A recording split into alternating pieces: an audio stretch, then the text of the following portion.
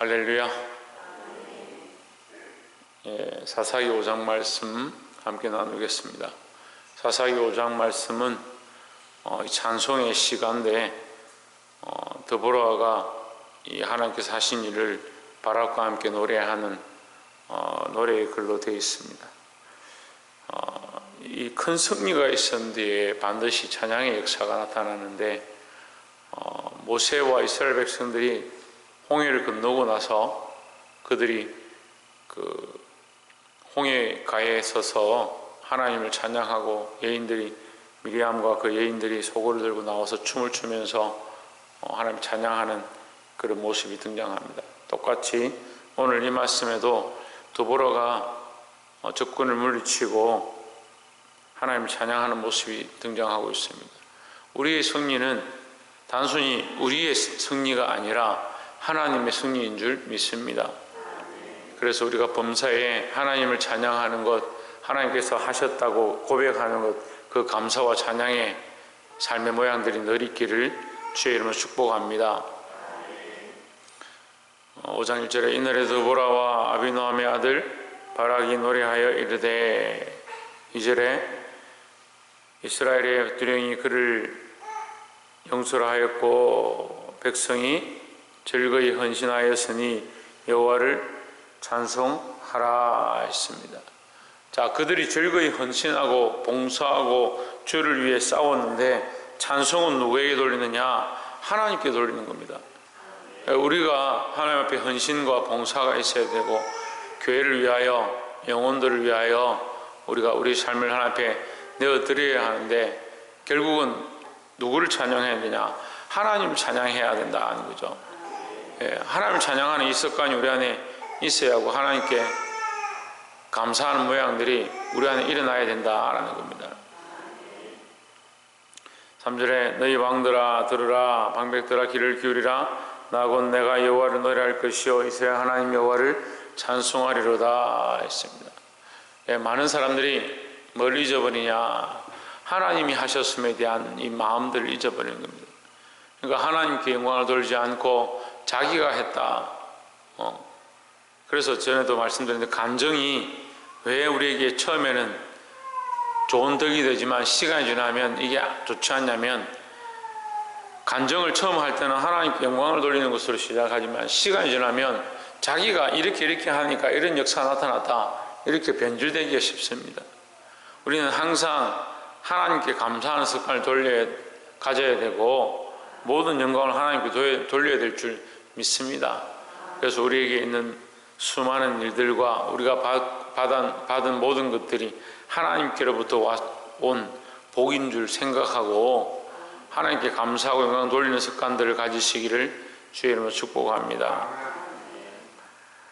또한 13절에 보시면 그때 남은 기인과 백성이 내려왔고 여호와께서 나를 위하여 용사를 치시려고 강림하셨도다 했습니다.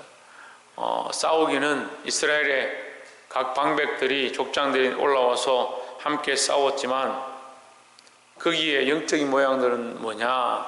하나님께서 직접 강림하셨다. 하나님 강림하셨다 이 말은 하나님께서 그 전쟁에 직접 참여하셨다, 이런 의미를 가지고 있는 겁니다. 그래서 우리의 싸움은 혈과 육에 대한 게 아니죠. 우리의 싸움은 영적인 싸움이다. 내가 나를 위해서 하는 것이 아니고 내가 믿음으로 결단하고 주를 위하여 헌신할 때에 주께서 우리를 위하여 싸우신다라는 겁니다. 19절에 열왕이 와서 싸울 때에 가나안 열왕이 머깃도 물가에 다낙에서 싸웠으나 돈을 탈취하지 못하였도다. 20절에 별들이 하늘에서 붙어 싸우되 그 다니는 길에서 시스라와 싸웠도다 했습니다. 이 전쟁을 하는데 이 전쟁은 지금 나라와 나라끼리, 사람이 사람끼리, 군사와 군사끼리 싸우는 건데 이 싸움이 하늘의 별들이 내려와서 싸우는 것과 같다, 이제 이런 의미를 가지는 거죠. 우리가 삶에서 수많은 문제들을 가지고 싸우고 또는 다투고 네가 옳으니 내가 옳으니 이러한 문제들로 사람들에게 지지 않으려고 자존심을 세우거나 옳고 그름에 대해서 말하고 있지만, 사실은 믿는 자들의 이 싸움과 삶의 모양들은 결국 영적인 문제와 직결되는 겁니다. 내가 삶에서 실패하면 결국 하나님의 영광이 가려지는 것이다. 욥이 그 삶에서 그 입술을 범죄하고 죄를 지었다 하면 결국 하나님의 영광이 가려지는 것이다 했습니다. 사단이 온 땅으로 두루다니면서 돌아오니까 하나님께서 네가 봤느냐, 동방에 이와 같은 자가 없다, 욥과 같이 의로운 자가 없다, 이렇게 말씀하셨습니다.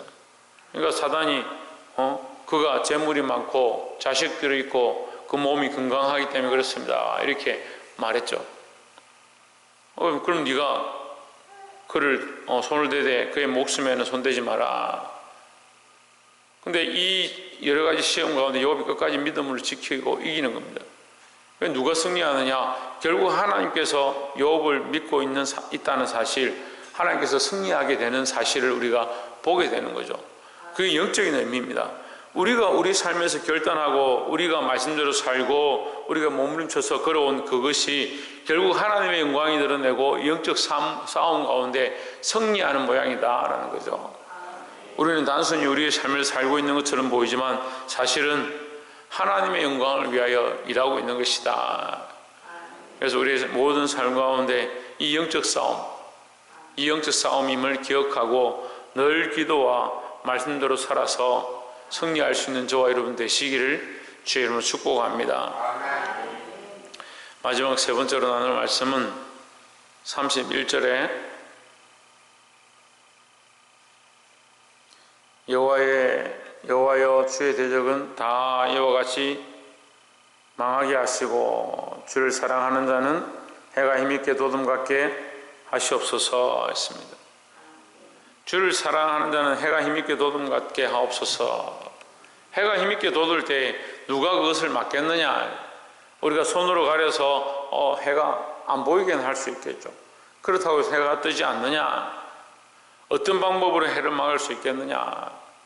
우리가 아무리 우리의 방법과 세상의 방법들이, 세상의 일들이 막는다 하더라도 그 막을 수 없는 일들이다. 우리가 믿음으로 살고 하나님께 영광을 돌리고 하나님의 이름을 드러내는 이 일은 당장에는 세상이 이기는 것처럼 보일 수 있습니다. 당장에 우리를 괴롭히고 우리를 넘어뜨리게 할 수 있는 것처럼 보일 수 있습니다.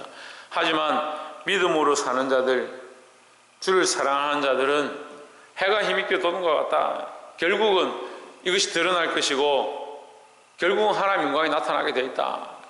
그래서 우리는 우리의 승리가 아니라 하나님의 영광, 하나님의 승리를 바라보는 그런 믿음으로 살 때에 주께서 우리를 해와 같이 힘있게 돕게 하실 줄 믿습니다. 이런 삶을 뭐라고 하냐? 세상이 감당치 못하는 삶이다. 그래서 우리는 세상이 감당하는 그런 사람이 아니라 세상이 감당치 못하는 자, 세상의 원리와 사람이 기뻐하는 길을 쫓아가는 것이 아니고 하나님의 영광을 구하고 하나님의 이름을 드러내는 일들을 함으로 말미암아 세상이 감당치 못하는 자들이 되기를 주의 이름으로 축복합니다. 세상에서 인정받고 사람들이 참 잘했다 칭찬하는 것보다 하나님 앞에 인정받고 하나님 앞에 참 잘했다 칭찬받을 수 있는 그런 자들이 되어서 세상이 감당치 못하는 믿음으로 승리하시기를 주의 이름으로 축복합니다. 기도하겠습니다.